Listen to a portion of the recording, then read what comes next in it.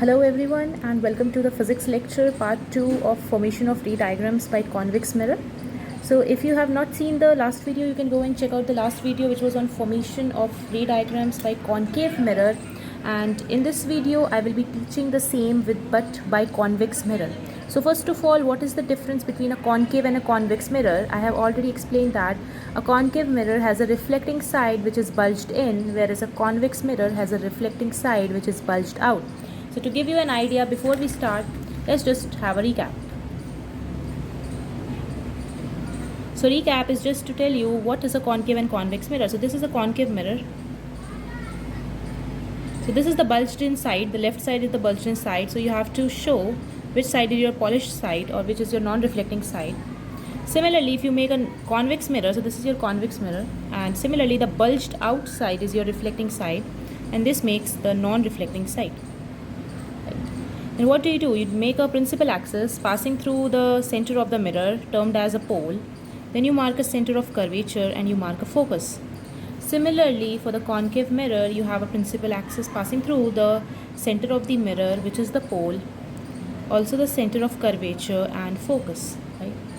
And then the remaining is this story. So we have covered the ray diagrams for concave mirror. Concave mirror has 6 cases, whereas a convex mirror has 2 cases. As I say that in case of the convex mirror, there are only 2 positions where you can place the object. The first position is when object is at infinity, and the second position is only left is when the object is at infinity and the pole, right? So infinity और pole के बीच में left में कहीं पे भी object को रख सकते हैं हम लोग. Whereas in case of concave mirror, I had 6 cases depending on the object position. So one was at infinity, another was between beyond C, at C, between C and F, at F, and between F and B. Great. Now actually there is one term which is being used in both the cases, which is concave mirror is also termed as a converging mirror. Is also termed as a converging mirror. Why? Because the actual light rays do converge at focus, or they converge and they form an image. Whereas a convex mirror is termed as a diverging mirror. We will see this in a bit.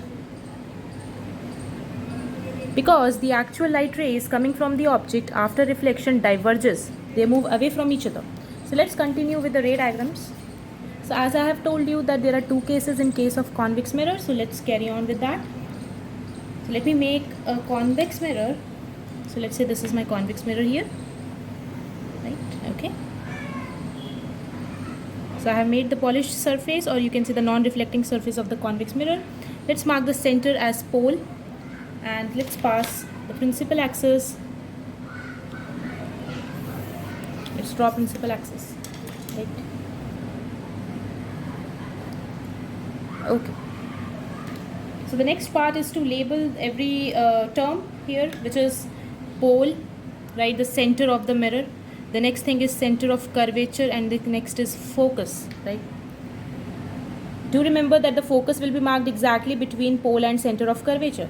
So the first case is when object is at infinity. So let's do that. So when object is at infinity, we know that the light coming from infinity is parallel to the principal axis. The light rays which come from infinity are parallel to us.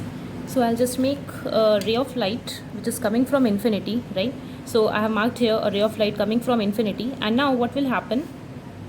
As it reflects from this point, because this is the reflecting side, right? Do remember this is the reflecting side. So as it reflects from this point, you know that a ray of light coming parallel to the principal axis passes through focus from rule number 1. But this time your focus is towards the right hand side of the mirror, and you know that the reflection, the light ray after reflection will go to the same medium, right? But you don't know where it will go. You don't know the exact path of the reflected light. So to find the exact path of the reflected light, what we do, we pass the ray of light, the virtual ray of light, not the exact ray of light, through focus. So let's do that. Okay, so this is the reflection point, and from here I am making a ray of light with a dotted line. Why dotted? Because the rays are not actually coming from here, not passing from the focus. They just do appear to pass from focus. And keeping the scale intact, I'll just extend this in the backward direction, right? I have just extended it in the backward direction. Make sure that this is a straight line. And what I'll do now, so the light ray is coming from this arrow, and then after reflection it goes here, it goes in this direction. But what appears to a person standing here, let's say, so first of all, let's make an image. Abhi image nahi bani hai because I need at least 2 rays of light, right? So let's take one more ray of light. I'm taking it from below. So this is the arrow. The light is coming from left, and I know that it will pass through focus. It appears, basically this is the term we should use, it appears to pass through focus. So I'm making the dotted ray of light, right? And keeping the scale intact, what I'll do, I'll just extend this ray in the backward direction, and this is my reflected ray of light. So what happens, do you see that the actual reflected rays of light, after reflection, they are diverging, they will never meet. Can you see? One is going in this direction, another is going in this direction, they will never meet, they are just diverging. But what do we see? Basically, the rays of light appear to meet at focus here, right? They are appearing to meet at focus. So there is an intersection point at F. So basically, if the person is standing here at this point, right, and if he sees that from where the light is coming, what he actually sees that the light is coming from here. So let's say an object is placed at infinity, but a person standing here will see the light ray coming from this point, right? So basically, at F you have an image, right? At F, an image is formed of the object which is at infinity. But for a person standing here, the light which is coming from this direction, it appears to him that it is coming from this point, from this focus, right? So let's write the position of the image and the nature and the size of the image. So what is the position of the image here? Position of the image is at focus. The image is formed at focus. What is the size? The size is point size. So the image is point size, you can see. And you can also write highly diminished. Right? Highly diminished. What about the nature? So how do we decide the nature of the ray of light? We decide whether the light ray is real or virtual by looking at the actual rays of light. So if the actual rays of light in reality, if they meet, then they are said to be real, and the image is said to be real.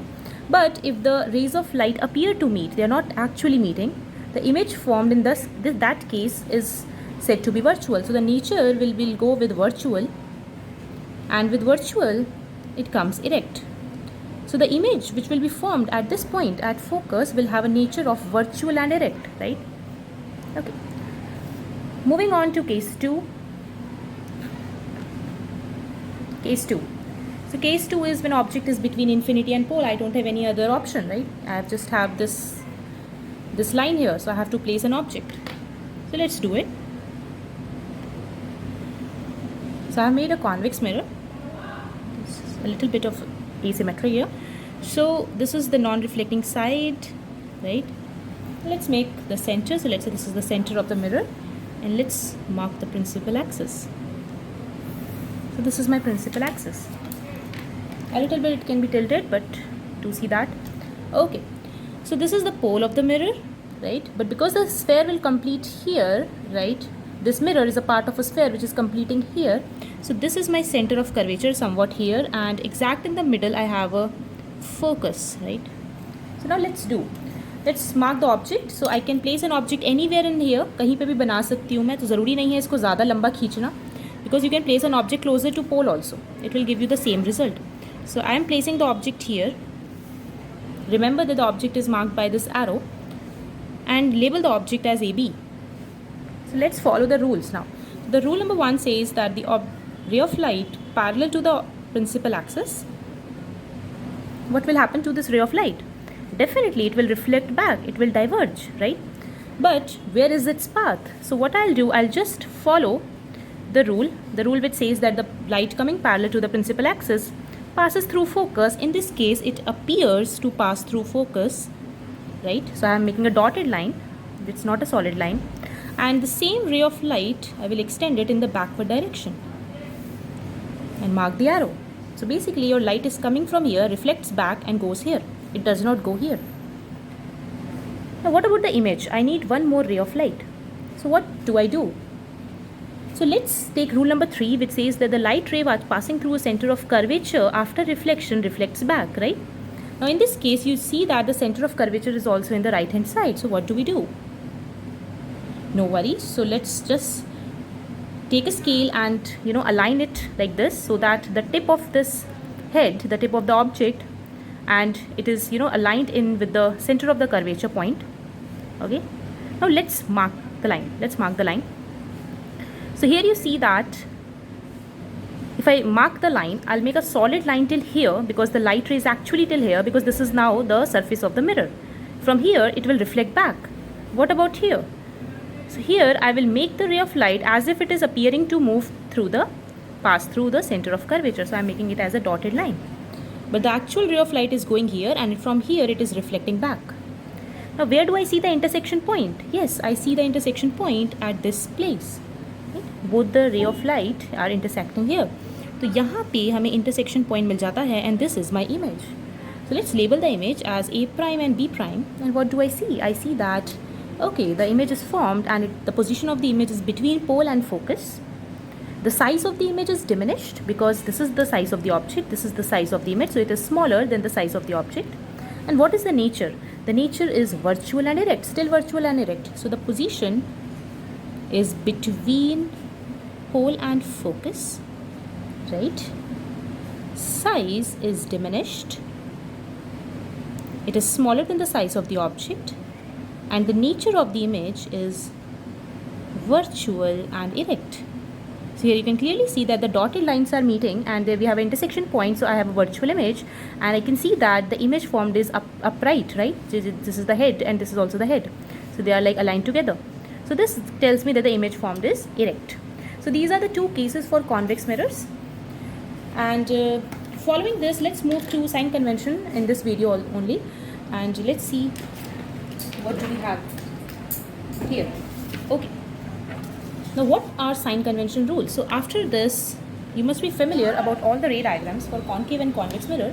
So actually, the coming part is now sign convention and mirror formula, right? Mirror formulas and basically numericals on those mirror formulas.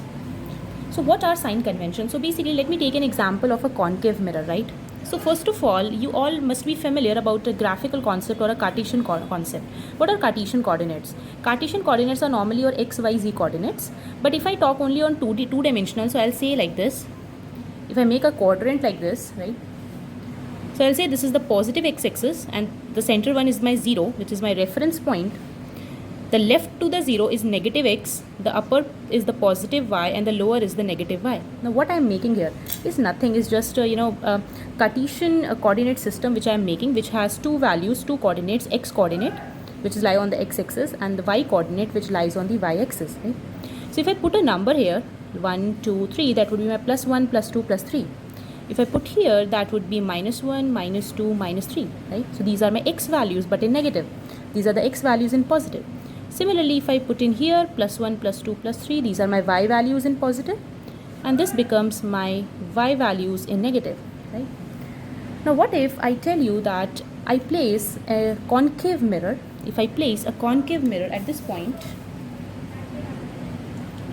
let me place a concave mirror exactly at this point, just okay, so a little bit asymmetric, yeah, alright. So I'm placing a concave mirror at this point, and what do I see? I see that the 0, which was the reference point before, now this 0 is being replaced by the pole of the mirror, right? So it's a little bit asymmetric. Just see that this point is your pole of the mirror. You will make it a little bit symmetric. Okay. Alright. So this time you see that this is the pole. This is now your pole. And this line is what? This is your principal axis. We have done it so many times. This is your principal axis, right? So the sign convention rule is now, let me explain it again. So this is your convex mirror, right? This is your principal axis, this is the pole. And from the Cartesian rules, or you can say from the Cartesian coordinate systems, I can take new coordinate systems, in this case, new convention rules, which I say that, let's say the object is placed between C and F, and I know from my ray diagrams that the image will be formed beyond C somewhere, right? I'm not making the ray diagram here. So what do this first sign convention rule says? First sign convention rule is that the object is always kept in the left. Object हमेशा pole के left में रहेगा, mirror के left में रहेगा, and that's what we have done so far. The second rule is that the distances measured to the left of the pole are taken as negative, whereas distances measured to the right of the pole are taken as positive. The same from here. So the distance to the left are all in negative values and the distances to the right are all in positive value. So what do I see here? I see that there are many distances which I have. So if I say that the distance between pole and focus is what? It is my focal length, right? It is small f, termed as the focal length. Similarly, distance from pole to center of curvature is radius of curvature, right? You know that. This is r, which is the radius of curvature, and this is f. And what about this? So if I have placed an object, there must be an object distance from the pole. So let's mark it.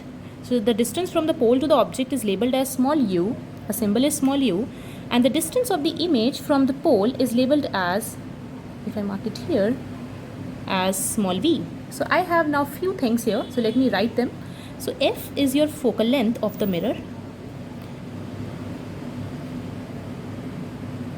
Okay, f is the focal length of the mirror. R is the radius of curvature. U is the object distance. Basically distance from the pole to the object, and V is the image distance. Do remember that all the distances are measured from the pole. So your pole is the reference point. जितने भी distance है वो यहीं से measure होंगे. From here to here, from here to here. Right? Okay. So now I have now named some of the terms here, and now let's see what are the sign convention rule for these terms. So as I have told you that anything to the left of the pole will be taken as negative. So for example, if I say that this mirror has a focal length of 20 centimeter, if I say that this mirror has a focal length of 20 centimeters, so you will write f equals to minus 20 centimeter. You will introduce a negative sign. Why? Just because the focal length is in the left side of the pole. Just because of the direction, that's it, and nothing else. So focal length becomes minus 20 in this case. And if I say that the radius of curvature of this mirror is 40 centimeter, so how will you write? You will write r equals to minus 40 centimeter, right? Why? Because r is in the left of the pole. R left से measure हो रहा है. Similarly, u. What about u? Since I have told you rule number 1 for the sign convention that object is always placed to the left of the mirror, whether the mirror is concave or convex. So u in any scenario will be always negative. Always. U will be always negative, right? And what about the v? So v is the image distance. The image can be formed to the left of the pole as well as to the right of the pole, right? As you have seen in case of concave mirrors, that in first to 5 cases, the image is formed to the left of the mirror, and in the last case, when the object is between f and p, the image is formed to the right of the mirror. Okay? So what is v then? V का sign क्या होगा? Will it be positive or negative? So it depends on your cases. It depends where is your object, right? So let's keep it like that. इसको ऐसे ही छोड़ देते हैं. Okay. So after this, let's come to, so now you all are familiar with these symbols, U, V and F, right? You all are familiar with these symbols. So there is actually a relation. There is actually a relationship between these 3 quantities, which is shown like this. And this formula is actually termed as a mirror formula. This is known as a mirror formula, right? So this formula relates 3 quantities: focal length, object distance and image distance. So if any 2 quantities are known to you, you can find the third quantity, right? You can find the third one. So the formulas in this chapter are basically your mirror formula. There is one more which relates your radius of curvature and the focal length, which is r equals to 2f. And how does this relationship comes? You know that if this is your concave mirror, this is a part of a sphere, right? And the sphere has a center, which is the center of curvature, and this distance from center to the periphery is your radius, right? Radius of the sphere. And it is also the radius of the curvature. If you see the mirror, this is also your radius of curvature. But what about this? The center point is the f, known as the focus. So the distance from pole to the focus is f, right? And the radius is exactly twice of the f. Why? Because the focus is in the middle of C and P. And that brings this relationship, which is r equal to 2f. There is one more formula, because you have seen in the ray diagrams that sometimes your image is not exactly as the same size of the object. It is sometimes diminished and sometimes enlarged, right? Enlarged का दूसरा term है magnified. So we can actually calculate how much bigger your image is by this formula, which is m equals to height of the image by height of the object. This is nothing. This is like exactly a ratio which is comparing the size. So magnification will be height of the image upon height of the object, and there is one more formula which relates to this, is minus of the image distance upon the object distance. So this is your another formula which relates magnification, height of the image, height of the object, image distance and object distance all together. So these are the the end lines for your mirror. इसके बाद क्योंकि lens शुरू हो जाता है. So this is the final portion, and after this we will see some numericals regarding your mirror formula, this R and F relationship and magnification formula. So till then, keep revising and keep studying and keep enjoying. Thank you.